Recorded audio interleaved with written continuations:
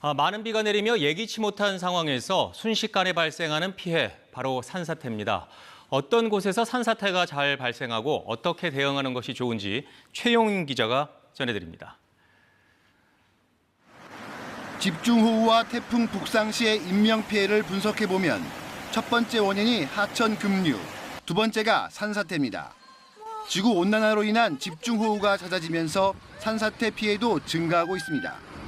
지난 2012년부터 지난해까지 산사태 피해 면적은 연평균 293헥타르로 매년 서울 여의도만 한 땅이 산사태로 피해를 본 셈입니다. 이로 인한 복구비도 연평균 680억 원이 넘게 들어갑니다. 특히 지난 2011년엔 서울 우면산 산사태와 춘천 산사태 등으로 43명이 목숨을 잃었고 피해 복구 비용은 1,500억 원이 들었습니다. 2020년에는 전국 곳곳에서 집중호우와 태풍 마이삽, 하이선 등으로 인한 산사태로 9명이 숨지고 3,317억 원이 투입됐습니다. 산사태는 하루 200mm 이상의 비가 내리거나 시간당 30mm 이상의 집중호우가 계속될 때 일어나기 쉽습니다. 골짜기 길게 형성된 곳, 특히 지면에서 기울기가 30도가량 되는 사면 지역이 위험합니다. 또 화렵수림 지역보다는 뿌리가 얕은 침엽수 밀집 지역에서 산사태가 더 자주 발생합니다.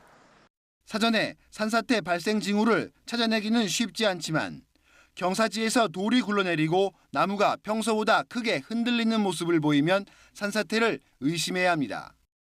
똑바로 서 있던 나무가 기울어지거나 바람이 불지 않는데도 산울림이나 땅 울림이 들리는 것은 산사태가 이미 시작되고 있다는 신호입니다. 이 때문에 며칠 동안 비가 계속되는 가운데 갑자기 집중호우가 쏟아지는 경우 경사지 아래쪽에 사는 주민들은 산 아래 평지로 미리 대피하는 것이 가장 안전합니다. 산사태는 위에서 아래로 발생합니다. 만약 산사태를 만났다면 대피 시 산사태 발생 방향과 멀어지는 방향으로 이동해 가장 높은 곳으로 피해야 합니다. 또한 산사태 발생 최대 48시간 전부터 제공되는 산림청의 예보에 집중해야 합니다. 산사태 예보가 발령되면 산기슭이나 계곡, 야영지 등 위험 지역에 접근해서는 안 됩니다. 산사태 취약 지역에 사는 주민의 경우 주의보가 발령됐을 때는 대피 장소를 미리 파악한 뒤 간단한 생필품을 챙기는 등 대피를 준비해야 합니다. 주의보 상황이라도 산사태 징후가 있다면 즉시 대피하고 가까운 관공소에 신고합니다. 경보가 발령되면 바로 대피소나 안전지대로 피해야 하며 화재 등 2차 피해 예방을 위해 가스와 전기 등을 차단하는 게 좋습니다. 대피 상황을 이웃 등 주변에 큰 소리로 알리는 것도 중요합니다.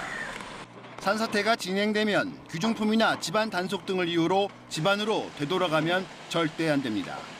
KBS 뉴스 최영윤입니다.